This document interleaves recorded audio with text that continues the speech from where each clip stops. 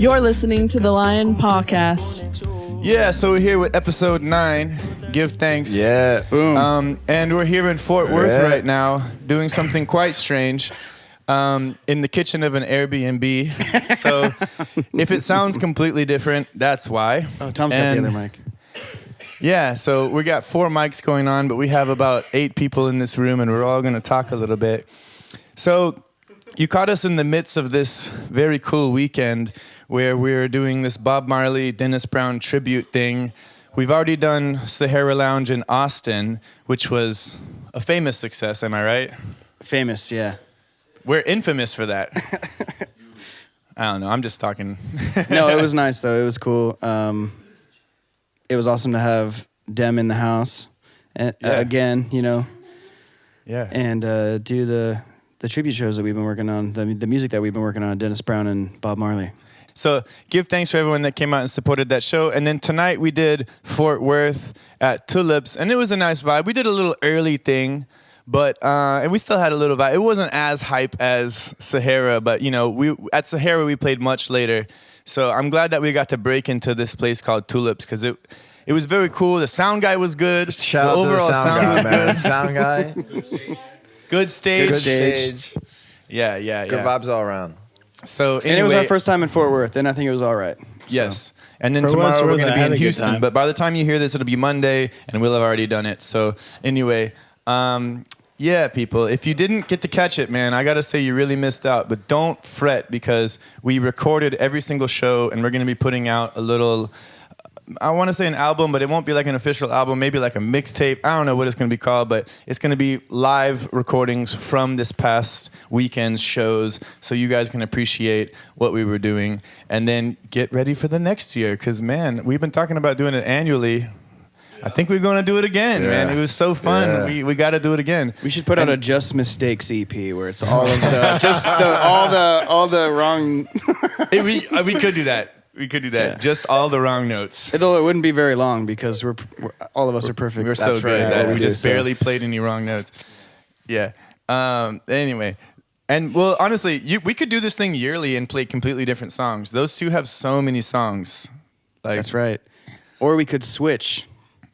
I thought about that. When y'all were playing tonight, I straight up was like, yo, what if next year y'all were Bob and we were Dennis? That would be cool. Just to do it like that. You know what I'm saying? That would be kind of cool. Yeah. So, and then I'm like thinking of all these other reggae artists' birthdays, like Freddie and, Freddie's still alive. We were talking about how Bunny Ruggs from Third World's birthday is today as well. Bob Marley's birthday shares that birthday. Gregory Isaacs, when he? And Gregory Isaacs. Yeah, when's his? We should do that one. Yeah. That would be nice too. So, the Barris, yeah. So, there's so many Garnet nice. Silk. Ooh, Garnet Silk. Ooh. Yeah. Ooh. You're right.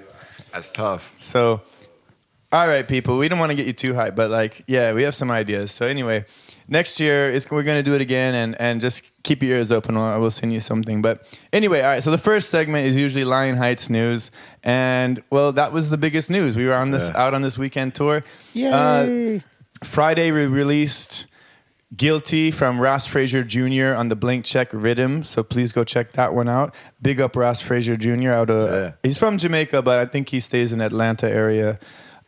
So that one is up on YouTube, and what we're doing is we're going to release each song every Friday, and then on the last Friday, it'll all drop on Spotify, Apple Music, and all that stuff. So when that date happens, we'll let you know, and just please help us grind out to make that song or make the whole album bigger.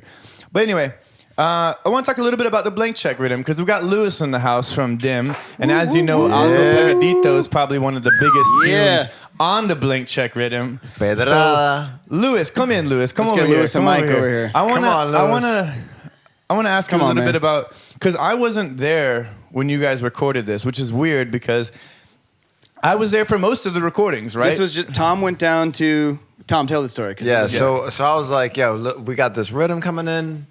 And I'm like, man, Lewis, he's got to be on this rhythm. And me and Lewis were in contact. I sent him because the we track. did the mansion party. You guys We were at had the this mansion conversation. party, yeah. So they go, let's get on the rhythm. So Lewis and I were trying to coordinate. And this was maybe a month and a half, 2 months after COVID hit. So I'm like, yo, Lewis, how about I'll come out to Houston, got this Airbnb, and we'll just set up there and record. And we were talking about how we wanted the song to be in Spanish because we got, all right, so Lewis, what are some good like reggae and Espanol bands? Like some reggae and Spanish bands. Yeah. Cultura Profética, you got Los Cafres, Non Palidece. I mean, you got a lot. You got a lot, right? But where are they all lot. from? South America. South America, the Caribbean, you know what I mean? Argentina. Mainly. There's not really there's not much of a reggae scene in Spanish and Espanol here in the United States. No, not But there very. should be. There You know what I mean? There should a be lot more. There should be a lot more. Because it's huge outside of the States. I don't get it. It is, man. I don't get it. So I was like, yo, Lewis, we gotta cut his track in Espanol. So So I met got up with Lewis at an Airbnb in Houston. So I got the Borrowed the mics. mic Yeah, from me. borrowed the mic from Zane. Drove out to Houston, man. We set up in an Airbnb and just vibed. That's dope to me. I love that. So was this something that you wrote to that specific, like to Blank Check, or was it something that you were sitting on for a while and was more like, oh, this would go good over this? Nah. Whenever he sent me the rhythm, man, I was going, like I was telling you, I was going through the whole transitioning, a lot of transitionings. And he sent me the rhythm and I thought to myself, this rhythm is fucking dope. And then I was like, I'm not just right or just ready enough to write to this tune, but I knew that I wanted something fresh, and he wanted it specifically in Spanish. And So he Tom was- said, hey, like, I'm going to show you this instrumental, but I want you to write something in Spanish. Yeah, because from the mansion party, we played 4020, and that's another Spanish tune that I got. And he was just like, do something like 4020, and I was like, all right, okay, cool. And I was going through a lot of shit because of the transitioning and where I was staying at. And it was just a lot of, I wanted to generalize the writing to it. So whenever it came to Algo Pegadito and like the artwork to it, the difference was I wanted to apply the crumbled check because I wanted to make it seem that like it was, that like money is insignificant. I mean, it really is to me. So I thought, okay, visually it could be the crumbled up check, so it could make sense of what I was writing about. Because whenever I say limítate de toda la maleza, is like separate from all the badness and the wickedness of the world. And then whenever I say evita toda gente hecha de plástico, is like avoid fake people.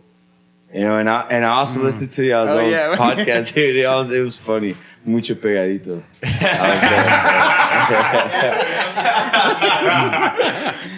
Mucho pegadito, dude. Yeah. Yeah, something about cousins. I don't remember specifically what it was. James was asking if it was about you, like, I don't know, you had like a pretty cousin or something. I don't know. You can go back Algo and... pegadito. No, and you were saying it was something close, right? Yeah, something that kind of like hits you. Yeah, You know what I something. mean? Algo pegadito. So it Catchy. would be like if you're. So imagine algo pegadito would be like an adjective to what you're doing. So if you're whining and it's a tight whine, it's algo pegadito, yeah. right? So the idea was like algo pegadito would be the rhythm. Yep. The rhythm was algo pegadito. Oh, but okay. the words were I wanted to express something different. And it was such a strange time because COVID was happening. So it was fucking weird, man. Yeah. Whenever he sent me that, I was like, dude, I don't know what to write. And man, I was going through a lot of transitionings that it felt good. It felt good. Yeah, but when Lewis sent me because I had some kind of like idea of what the lyrics should say and how they should be like rhythmically structured and everything. When Lewis sent me the track back, I was like, dude, this is exactly it. it, dude, man. it was so strange, man. But this is what I like, man. It needs to be, music is natural, you know what I Yeah. mean? It shouldn't be forced. And that's why I like working with you so much, because you just have this natural flow about things and you never force it. And if it doesn't feel right, you're like, yo, let me just step away and come back to it when we good. Like when we did the whole Dem album, it was like that, bro. Like I felt like the vibes were just like flowing, you know? It was never a forced feeling. And Algo Pegadito, like as soon as I heard it, when you sent it to me, I was like, oh Yeah, man. When Lewis, I Even the remember first I one, the texted fir- him. 'cause I was y'all like, did a- yo, when he sent it to me, I was like, this is exactly, this is dude. dope. This is exactly what I had in mind, man. Like the ideal track, the ideal verse, the ideal delivery. Yeah, give thanks for that. But hey, while dope. you're here, let's talk a little bit about the upcoming album that people don't even know about yet. Wow. Yeah, so basically... Even James doesn't know about it. Yeah, so a few months ago, Dem came to Tall Sky Studio, and Jeremy and I helped them to produce is it the first album? Yeah, it would be the first, like, it would be the Official album. Because we've done... I've heard some demos and I've heard some stuff that you guys self-produced, and this will be more of like with help from a label. You know what I'm saying? Anyway, but I'd like to just tell our fan base and our people exactly what to expect, because it's a very cool collaboration, and I'm so excited for it to come out. So, I mean, what could we tell them to kind of spring their ear a little bit? Sounds really good. So hold on. Wait. So the end of it is what? How many, like 6 or 7 tunes total, or like what is the? I think we got 5, 6 tunes and then some dubs. Yeah. Yeah. And that's gonna be a whole thing. Yeah, and we're gonna press it on vinyl, and We'll be So it's like releasing 10 it. songs, like 10 songs total, or I think it's about 10 songs. yeah, And we're dubs. going to be releasing it through like this local Houston record label or publishing. And we're going to have records. I don't know, man. I don't know what to say about the album. It just feels good.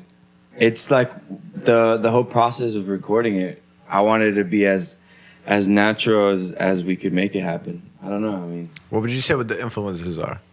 the influences were... A lot of those songs were revisions of what was already written, and I feel like I have always been a fan of Line Eyes, bro. I'm not gonna lie. Y'all know. I always say it, dude. I always say right now, y'all but the you fucking can't see, best but I'm reggae band in curtsying. Texas, dude. I always say that. We could say it back to you, bro. So And so I thought to myself, okay, if there was ever an opportunity to do it, we should do it. And the opportunity presented itself, and I had mentioned it to Pat, and Pat instantly said Tall Sky. So the idea was to go out there and just record something natural, and the influences were from throughout the years. I mean, I really enjoy neo soul and hip hop. So it was hip hop, neo soul, and some Latin influences like salsa, and some Latin reggae like Cultura Profética and Los Cafres. So it was a lot of world music that influenced that whole thing. I feel like what was brought together and what manifested into these songs was great, because it was all natural. From Jeremy, Dane, they fucking killed it, man. Y'all killed it. yeah, give thanks, man. It was fun, dude. It was cool. It was a cool experience because we weren't like, you showed up with like, you had complete songs, but like you didn't tell me a bass line to play. I was just and about you to say didn't the tell same thing. Jeremy what to play. You were like, play what you feel. And that was such a cool experience, because it was just like, I was trying not to step on your toes or on the song's toes and play something simple, you know, and it was fun to come up with, because I didn't feel so much pressure, as in like, you know, when you it's so much pressure on your own music, but when I'm writing music for somebody else or whatever, I just feel... we're more or less making it up right Well, then and there. Like you wrote the lines. There I wasn't can feel parts more that you had to free get and just- down. It was like, well, figure it out now, make it up. Like, Yeah. you know, I mean, there are guidelines, there's guides, but there's no specific things to be played. Yeah. So again, with the natural thing, I wanted it to become all organic. And y'all wrote all those things. I mean, it's y'all. I didn't tell y'all to do anything. No, it was fun, dude. dope. It was fun. I would love to do it again. Yeah. It was really nice. The whole experience was really organic. And I'm loving the album art. Yeah. I can't wait to see it on vinyl, man. I can picture I don't know it. if I've seen that. You haven't seen gotta the see album? it. You haven't seen the art, album? dude? Oh, man. You guys holding out on me. The album, so before I show you, so the tree, you saw it, right? The tree, Yeah, the you little showed it to tree. me. So the tree is a mango tree, right? And the mango tree it's significant to me because of the release of mango trees Right, whenever yeah. it all linked up. Yeah. So there's six like cats, right? Or lions. And one lioness because we have a saxophone player. Oh. And then there's two lions that are sitting down because it was the two lions that are jamming in the record. But we're a 6-piece, you know? And then there's another lion in the back. Yeah, it's just there's a lot of significance in that. Some little symbolism. thing. Yeah, symbolism. I love that. I love that. And then the lions are just what is within us and without us. Yeah, it's cool. It's pretty cool. And it's gonna be a pamphlet. It's gonna open. So I just have to create the art in the inside. Yeah. So it's pretty dope, man. I'm really enjoying it. And currently, like, because you mentioned it, Mango Tree, that's out, and people can check that out if anybody's listening to this. Yeah, if you're they can listening go to this, listen thank to. you. That's what's that? That's an EP that y'all did, right? Yeah, we recorded that EP at the mansion, at the League Mansion out in Galveston. Which we've talked about previously on the podcast. That's right. It We was have. an epic show. Epic. Yeah. Dude, that show was fucking epic. It was epic. Oh my God. And that was the release party. That was the Tree release party of the Mango Yeah. Trees, yeah. And you could Yeah. find Mango Trees on Spotify and iTunes. Cool. Yeah. Well, I kind of wanted to loop it back a little bit, but I just want to say that we have to give thanks to Lewis because he did all of the album art for Blank Check as well. True. As while we're talking about the new upcoming album art. Yeah. And Yeah. it's just really funny because like we like went overboard with the album art. Like honestly, we could have just done like one art, but he ended up making 7 different arts for every single single You made a and different- making it customized But, like, per artist geographically, yeah. and very intricate. So I really gotta like give you props for that, man. And I kept having to go back and make you do edits and do extra shit. That was the worst, man. I know. The I'm so revisions sorry. were the worst, dude. Because I was like, man, this is it. Oh, I got this. And I kept All right, saying, think I this got is It's it. like, can you just move that one thing just like a little Can you bit change over? this? Oh, man, my bad. Frazier like this. Frazier Jr. Or with a or period. Star like this. And I'm Yeah, like, dude. Star spelled Yeah. STHAR. Yo, he's like, oh, yeah, man, I'm going to send you this info. And he sends me just the info just at that point. And I'm creating everything and I send it. And it's like, oh, my bad. I forgot to tell you that it's spelled this way. So most of the time, whenever I start doing the art or anything, I have to just zone myself out into just doing it. And whenever I just overwhelm myself with just consistent thoughts of what it could possibly be, I just pick one and say, all right, I got to get the fuck out of here. So I leave, I go to the beach or I go to the city. And that's whenever he texts me back, hey, man, can you change this? I'm like, fuck, dude. I'm sorry I'm in about the that. But city, man. I mean, honestly, it's been a learning experience for me because this is our first rhythm, Yeah. and like just getting all the correct info from everybody and the correct spelling and all this stuff. And sometimes I assume things which I shouldn't, and yeah, so like my bad for that. And Jeremy's been on the other side of that too because he does a lot of our art, and we've had to do multiple edits. So like I understand where. And I've had to do that with other people.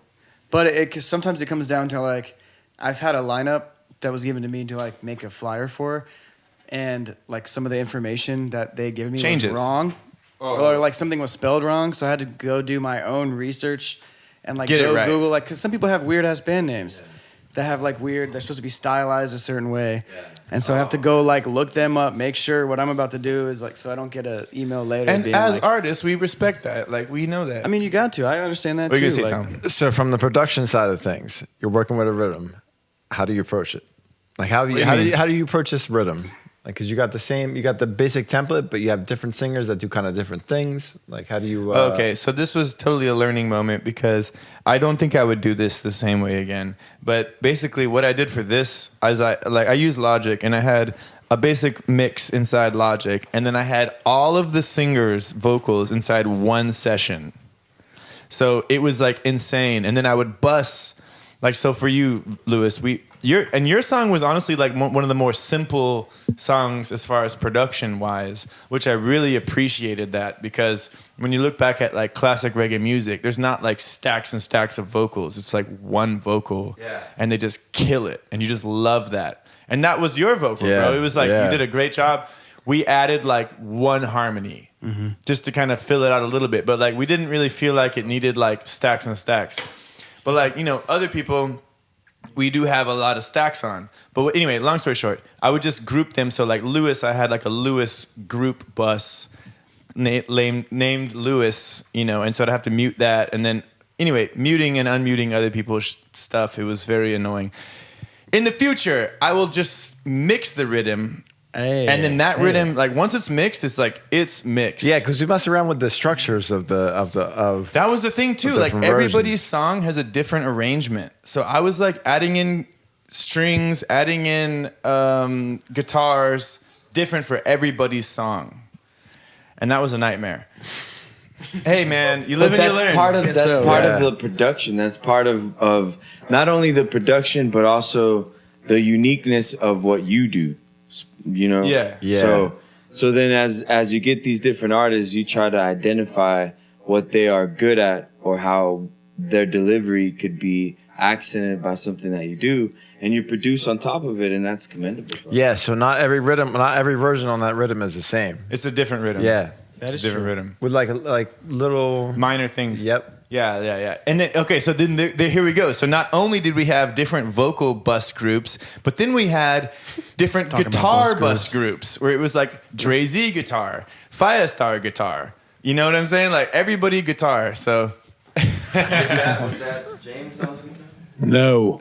Yeah, just to clarify, everybody, that awesome guitar. It was a good friend of mine I played in college with this dude who lives in LA now. And I'm like, yo, Todd, you got to put some shit on here because he's got, like, James, how would you define that kind of style? How do you define that kind of style? I love this. This is what I It's not really a style, though. What do you mean? Just his tone, or like like what he played, like What he plays, I guess. I don't even know how to talk about it as a. I mean, I think it's just a part that you play that. All right, as Ali's walking away, Ali, come in. Let's talk about saxophone. Yeah, guitar's boring. Guitar's out. Saxophone is in.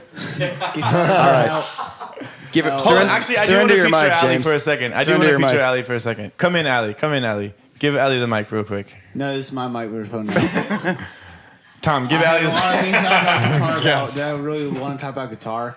Hold on. We got to talk about Ali. Ali. All right. What's up? Okay, thank you. All right. So we just have to say that Ali, she steals the show. All right. Tonight, yes, it's true. The sound engineer tonight at the Fort Worth venue was like, we were talking about expectations, and he was like, we were talking. All right, I was like, What, their expectations? no, yes, or? because the owner asked the sound engineer, "What do you think about reggae bands?" And the sound engineer said, Here we go. "As long as it's not a bunch of white people, that's okay with me." Well, You know, and honestly, I agree with that. 9 times out of 10, I agree with that. and hey, look, I'm white, but I agree with that. altogether, we're a pretty good mixed up bunch, though. I think. Generally, I judge all white reggae bands. When I see an all white reggae band, I'm like, okay, blah blah blah. So, you know, he saw us, like we did a little quick sound check, and then you guys were the first to perform, you know, and then. I mean, y'all killed it, and then especially you, like you kill it every time, Ali. You kill it, and so much.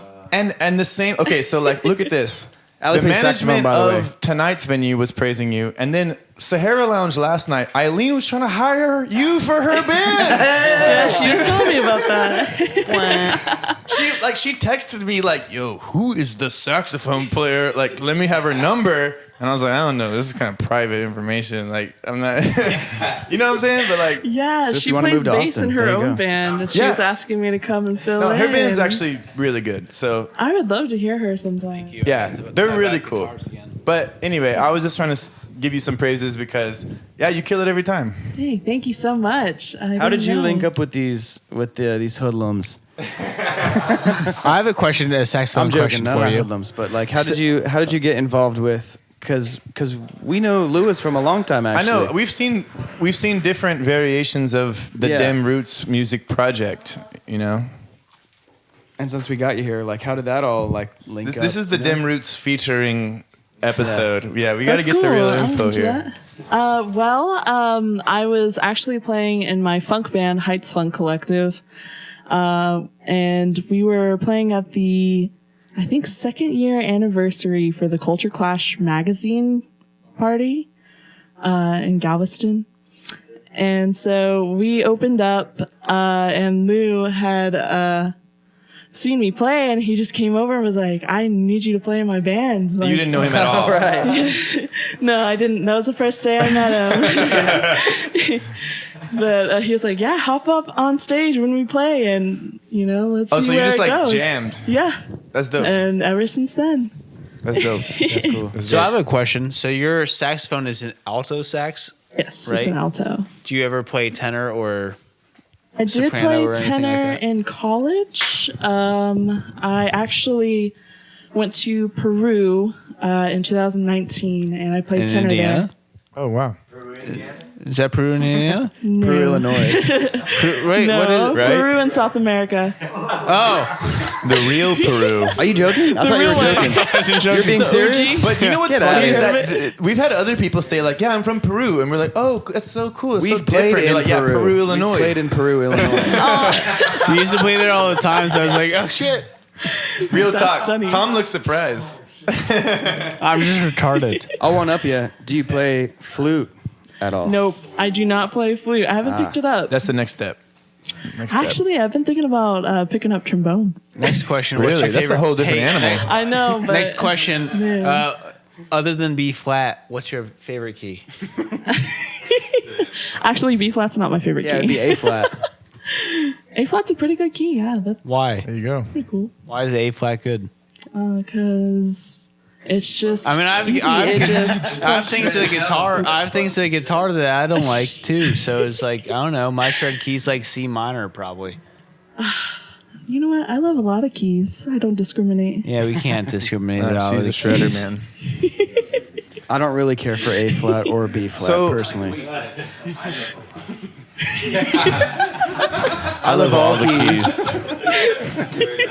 Yeah, that's a good answer. That's a good answer. You gotta be mysterious, man. You can't like let out all your all your tricks.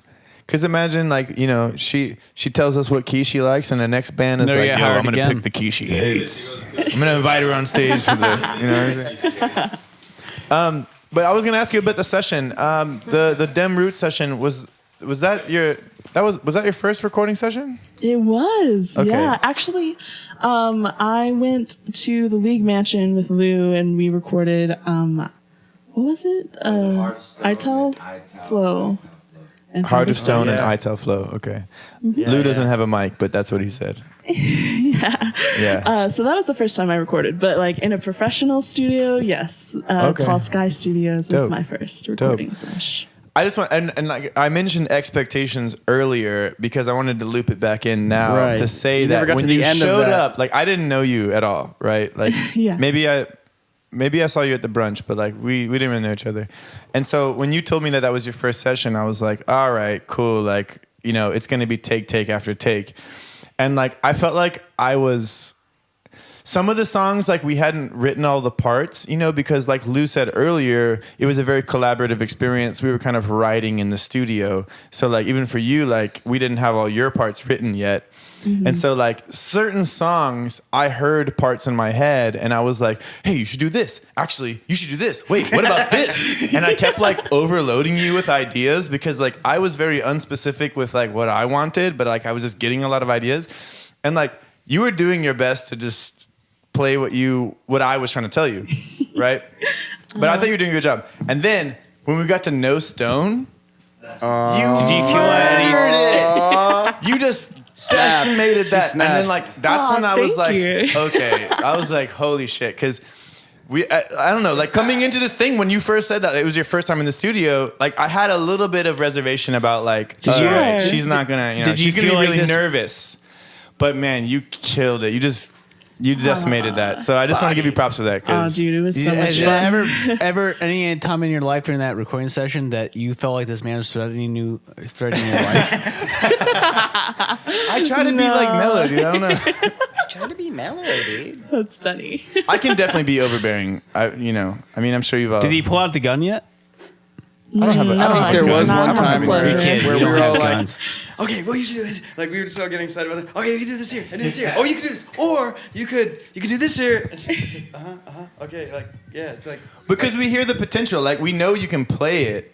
So we were like, these are the ideas. But it was just like a lot of ideas. It was a lot of ideas. That's like it was me. really challenging, but it was a great learning experience. To have so many great ideas thrown at me and then to be able to like cultivate it with my own style. For sure.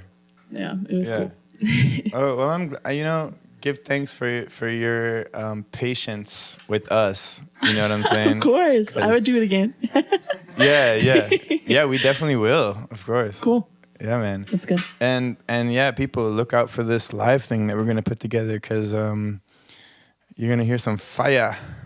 What's the idea behind this thing? Is it going to be like a split or something? I think, I don't know. I'm just going to collect all the content and then figure out what we're going to do with it, how many tracks it's going to be. But I mean, I don't know. I'm so into this idea of recording all the live shows because I just feel like we just create gold. Like, not every song is gold, but sometimes you play a show and you're just like, man, you get off stage, you're like, oh, we just murdered that song, So Yeah, I guess you never know what you're going to catch. So you just want to track it all and then go through it later. So that's what's going on with this weekend. So yeah, I think we're gonna have a lot of really cool stuff for you people. But anything else we should talk about for our podcast? We can talk about Brunch. Oh well, Yeah, it's gonna be Monday. yeah. Yeah. So we're just gonna go ahead and say the brunch was so good. The brunch was so great. The weather was perfect. There was a line out the door. Bun B was there. Slim Thug was there. Yeah, it was cool. Zero was there. But Who else is? Scarface. OJ Simpson It was so there. cool. Yeah. Al Pacino was there. He's from Houston. Yeah, he flew in though. No. Paul. All right. Well, look out for the upcoming Dem album. We don't have a release date yet, but it will be is coming, what it is. It will be coming soon. 2021, right? We're gonna do it in 2021. We're gonna do it in 2021. Yeah. And so, and I want to tell y'all that we have a regular gig every first Friday at the Sahara Lounge. So I'm positive Dem Roots Music is going to be back at the Sahara Lounge with us That would be again, for sure.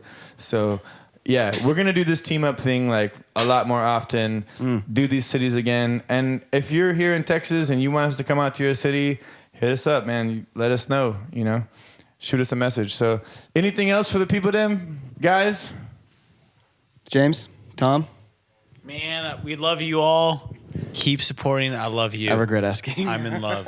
Thank you all for listening. We're going to hit you up with some new music soon. And I'm going to leave a little special sneak preview or something at the end like we always do. So give thanks, everybody, and we'll talk to you next time.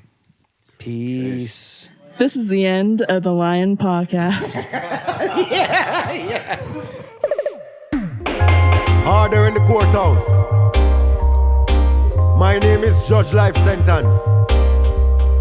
And I'm here to persecute Babylon for all the wrongs that you have done black people for over the years.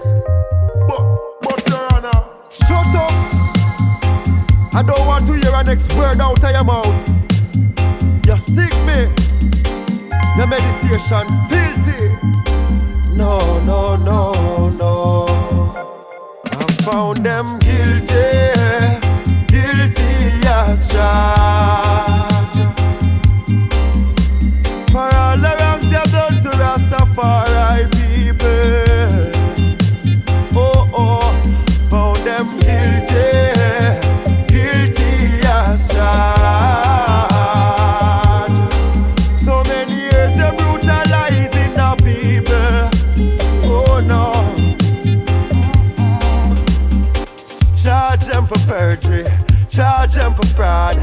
Charge them for the killing of the innocents, my lord.